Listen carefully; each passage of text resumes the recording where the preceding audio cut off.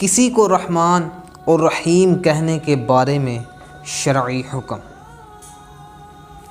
اللہ تعالیٰ کے علاوہ کسی کو رحمان کہنے کی اجازت نہیں،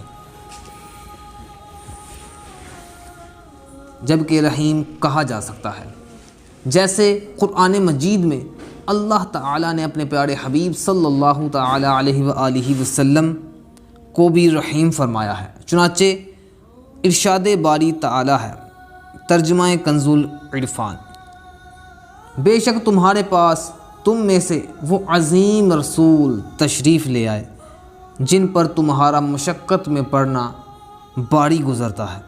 وہ تمہاری بلائی کے نہایت چاہنے والے، مسلمانوں پر بہت مہربان، رحمت فرمانے والے ہیں۔ تو ہمیں چاہیے کہ جس کا نام عبد الرحمن ہو اسے رحمان کہہ کر نہ بلائیں۔ یا رسول اللہ، یا سیدی، یا حبیب اللہ، یا سیدی، السلام،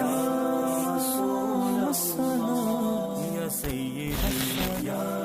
حبیب اللہ، یا سیدی، یا نبی سلام علیک،